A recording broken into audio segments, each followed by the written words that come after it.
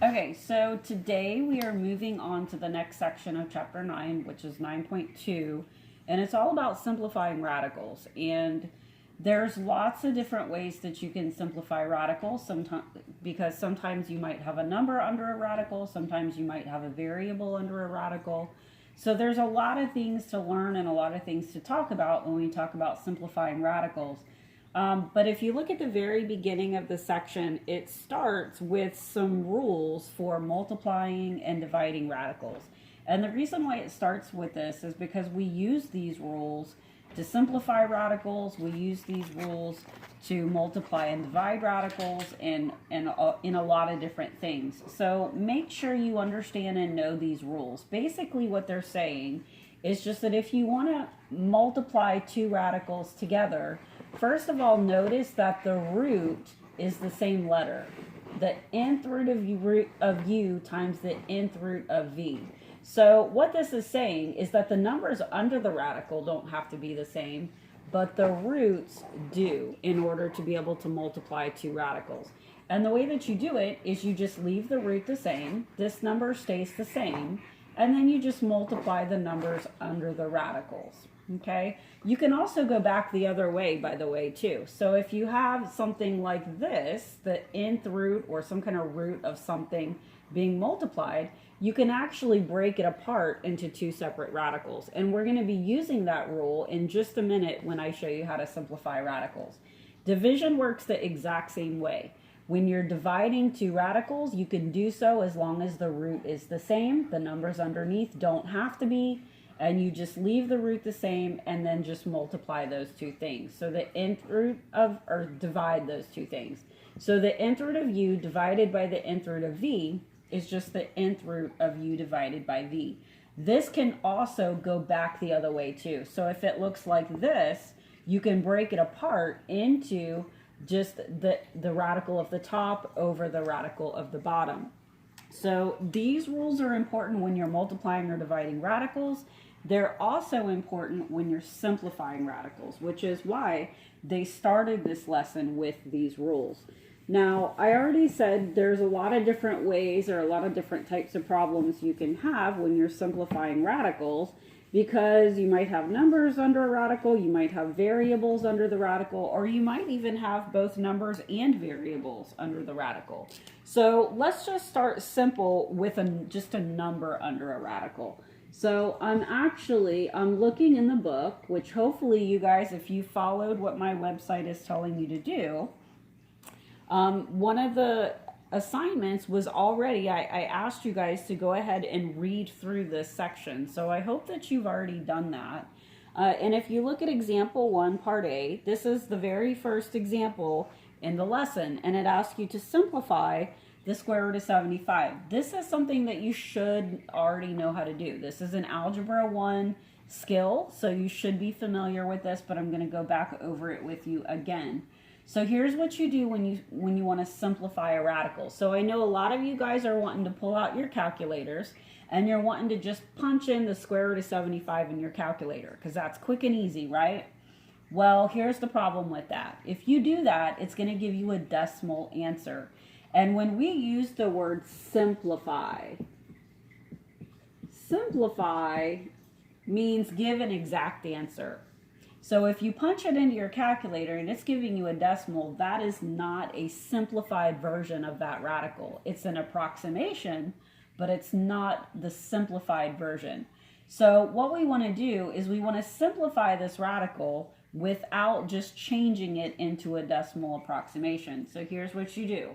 You look for a factor of the number that's a perfect square. Now remember, a perfect square is a number that you can take the square root of it and get a nice whole number. 75 is not a perfect square, but it does have a factor that's a perfect square. It has a factor of 25. Factors, remember, are numbers that multiply to that number. So 25 and 3 are factors of 75 because 25 times 3 is 75. So I can rewrite the square root of 75 as the square root of 25 times 3. And then I can use that rule that we were just talking about at the very beginning of the lesson, and I can now break these two factors. I can break this up into two separate radicals. It's one of those rules of radicals we were just talking about. And so I can split this apart into the square root of 25 times the square root of 3.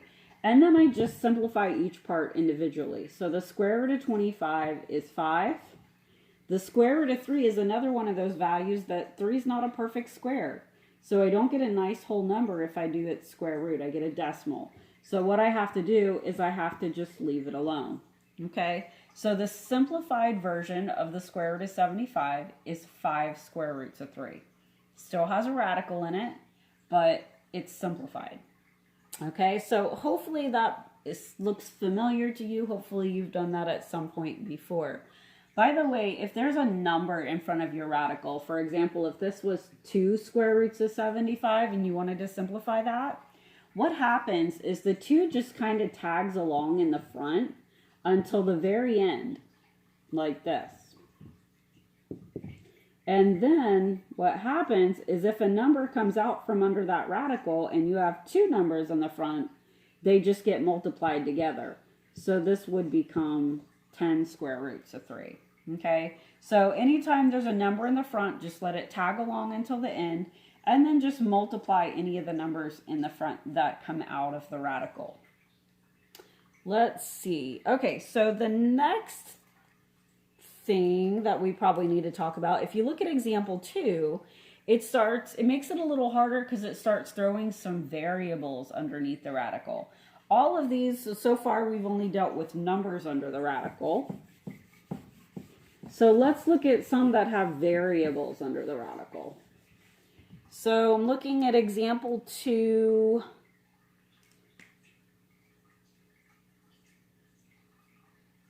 Let's just look at part A. That's a fairly simple one. We can do that one real quick. Let's say we have the square root of 25x squared. Here's what you do with something like that. You split it apart. You're going to use that breaking apart rule over and over and over again. So what you want to do is, once again, break it apart into separate radicals. So we're going to break this up into the square root of 25 times the square root of x squared. And then you're going to simplify each part individually. 25 is a nice perfect square. Square root of 25 is just going to be 5. And then we want to do the square root of x squared. So now we've got to figure out, how do we do a radical with a variable rather than a number? So here's what you're going to do. We actually talked about this rule in the previous section. If you go back to section 9.1, there's another rule that talks about how to convert back and forth between radical form and power form. And in order to simplify something like this, you need to use the rule back in 9.1 that tells you how to convert it into power form. Now, if you have forgotten how to do that, let me refresh your memory. We need to go back over this anyway because it's real important. Here's what you do. You take that base number under your radical. You take that x, and then you take its power, which is 2. That number goes on the top of your fraction, and you divide it by the root. Now, if there's no number there, it's a square root. It has a root of 2. So if I wanted to change this from radical form into power form, this is how I would do it. Take your x, divide the power by the root. Divide the power by the root. So you're going to do 2 divided by 2. That 2 divided by 2 becomes x to the first power, which is just x. Now bring down that 5 in the front, and we get 5x for that. Okay, so you're just going to do the square root of the number, and then take your variable, use your rule, change it into power form, divide your power by the root, and that will give you the answer. If this were, let's say, x to the 4th, I would do 4 divided by 2, which would give me an x squared, and that would become 5x squared. So you just divide the power by the root. Now, of course, the obvious question is, okay, well, what if your power and your root don't divide evenly? So that gets a little bit trickier. Let's see, where do we get one of those? So if you look at example 2, part B, we get a little bit more difficult. So let's look at that one. This one was easy because the number was a perfect square and our power and root divided evenly. But what if you have something like the square root of 12x cubed?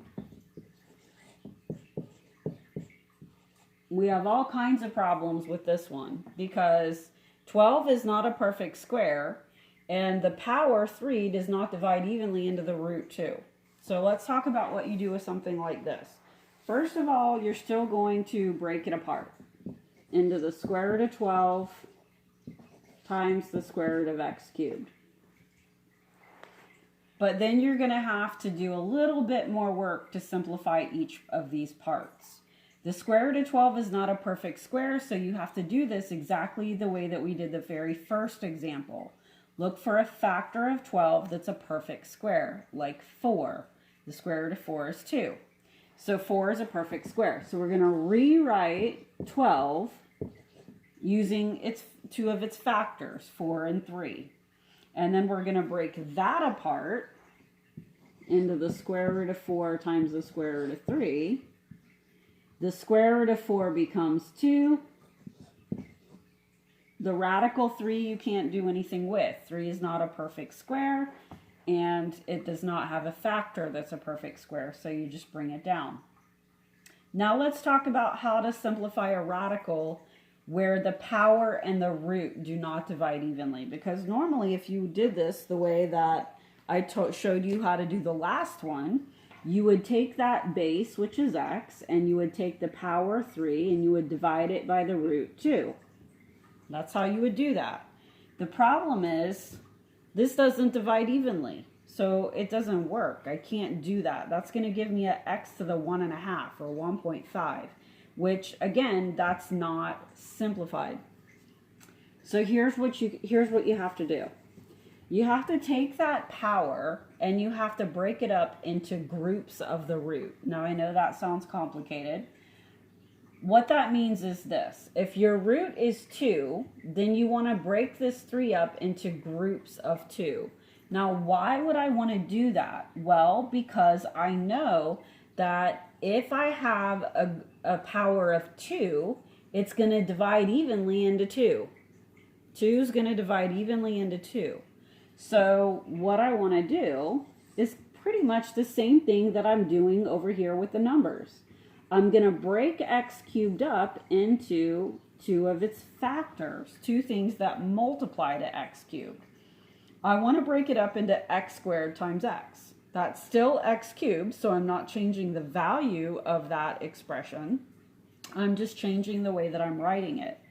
Why do I want to do that? Well, the reason why I want to do that is because now I can do exactly like I did over here. I can break it apart into the square root of x squared times the square root of x, and then I can simplify each part individually.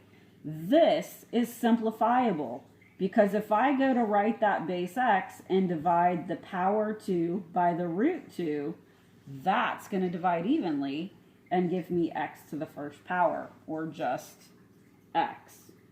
Okay? Now, I'm sure you're thinking, okay, but what about that leftover x over here? Well, that's exactly what it is. It's a leftover x. That won't simplify any further. Just like this square root of 3 was a leftover factor that you couldn't simplify any further, so you just brought it down. You're going to do the same thing here. So this is going to become x square roots of x. Now, there's one more thing you need to do with this problem. You need to take these 2 simplified parts and you need to put them back together again. So, take all the parts that came out from underneath the radical. That would be this 2 and this x. Put them together. Then take all the parts. I'll tell you what, I'm going to erase this so I can make some more room. So we have a 2x out from underneath the radical. Then take all the parts that got left under the radical and put them back together. That would be this 3 and this x. Kind of squished in here. Hopefully you can see that.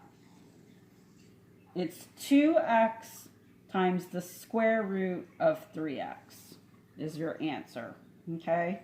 So we're using those very first rules that we talked about at the very beginning, where we could break them apart and then put them back together again. That's what we're doing. We're breaking it apart and then we're putting it back together. We break it apart to simplify it and then we put it back for our final answer. Okay? Let me just look through and see if there's anything else. Example 3 does go even a little bit further. Example 3 talks about how to simplify a radical that has a root different than a square root, like a cubed root. We might ought to talk about that.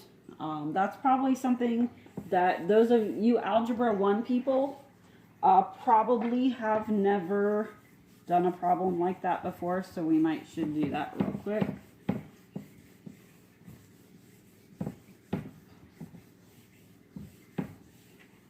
Okay, so I don't want this video to be too super long, so let's quickly talk about, this is example 3. Simplify the cubed root of 40. So real quick, here's what you do. We know how to simplify square roots. We look for factors of the number that are perfect squares.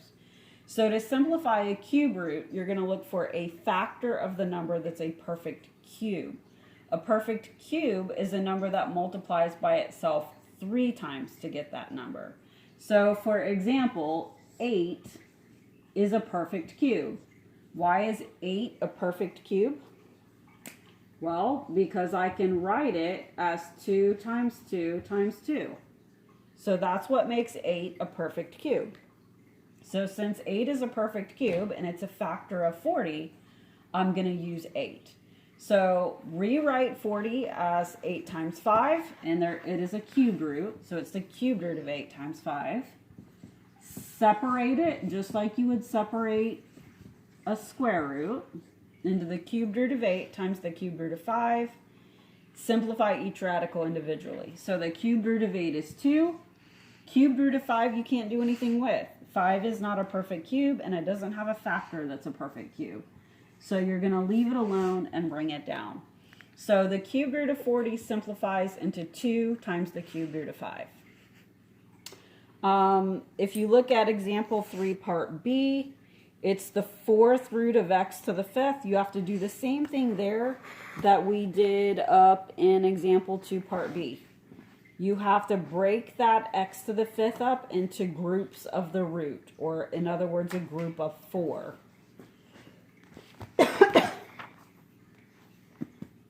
I'm just looking to see.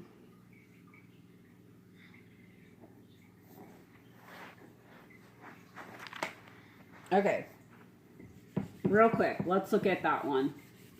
I see all kinds of things I want to go over with you guys, and I know I don't want this to be super long. But real quick, let's look at the 4th root of x to the 5th. This is another one where if you go to change its form, you take that x and you take the power and you try to divide it by the root. 5 over 4, problem, doesn't divide evenly. So what do? You don't do that.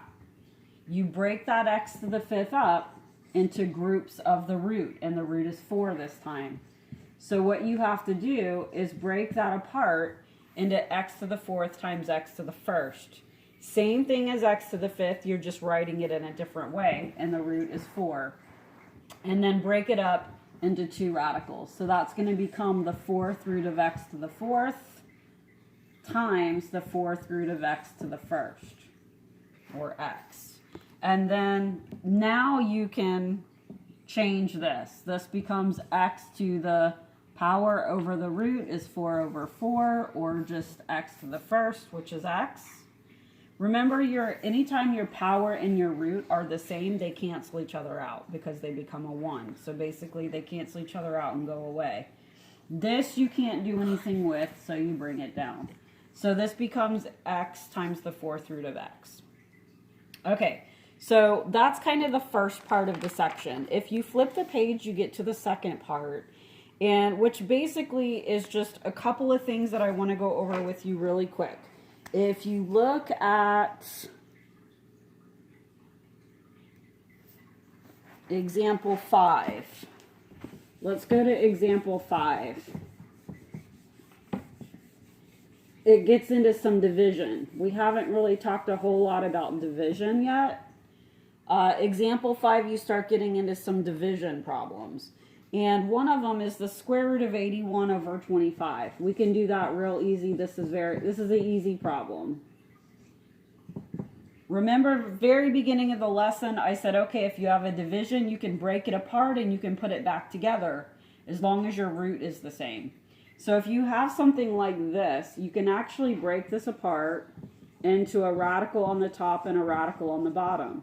So this just becomes the square root of 81 over the square root of 25. And then if you simplify each one individually, you've got your answer. Square root of 81 is 9, square root of 25 is 5. Super easy. That's not it looks hard, it looks tricky, but it's not if you know what to do. So just break it apart and do each radical individually.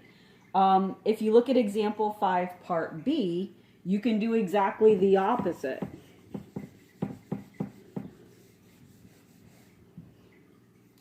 It's the square root of 56x squared over the square root of 8. So if you try to simplify these individually, you're going to have a problem. 56 is not a perfect square. 8 is not a perfect square. There's not a whole lot you can do with that separated. But you can try putting it back together. Write it back as one individual radical. So sometimes it might help to break it apart. Sometimes it might help to put it back together again. If you write it like this, with all of it under the radical, simplify now what you have under the radical. 56 divided by 8 is 7. And the x squared is going to tag along there. And there's actually one more thing you can still do with that. The square root of 7 you can't do anything with, so that just comes down. But you can simplify the square root of x squared. Why? Because the power and the root divide evenly. So leave the square root of 7 alone. There's not anything you can do with that, but you can divide this power by the root. 2 divided by 2 is 1. This just becomes x to the first, or just x. Okay, one more thing to talk about real quick. Rationalizing a denominator. So here's the deal. Whenever you are asked to simplify a radical, you cannot have a radical in the denominator of your fraction. That's the bottom. Anytime you have a problem where there is a radical in your denominator, that is not simplified. You have to get rid of that radical for it to be a simplified answer. So how do you get rid of a radical in the denominator? Well, you do something called rationalizing it. And the way that you rationalize it or get rid of that radical is basically you multiply it by itself. Because anytime you multiply a radical by itself, it's like you're squaring a square root. And when you square a square root, you're undoing it. Those are squaring and square rooting are opposite or inverse operations. They undo each other. So anytime you're trying to undo or cancel out a square root, just square it or multiply it by itself. So I'm now jumping to example 7. Let's look at example 7a, the square root of 3/5. If you are asked to simplify something like this, this is not simplified because if you break this apart, you have a radical in the denominator. It becomes the square root of 3 over the square root of 5. Still no good because we have this radical in the denominator. So we've got to do something to get rid of that radical. Here's what you do to get rid of the radical in the bottom. We need to get rid of this one. This one's okay, this one's not. So what do? You multiply it by itself. And there's a rule with fractions that say whatever you do to a fraction, you must do to both the top and the bottom. So if you're going to multiply the bottom by the square root of 5, then you must also multiply the top by the square root of 5. And now just simplify. So I can put these together. This is going back to that very first rule we talked about at the beginning of the section. I can multiply these together because the root is the same. As long as your root is the same, all you have to do is multiply the numbers underneath. So this becomes the square root of 3 times 5, which is the square root of 15.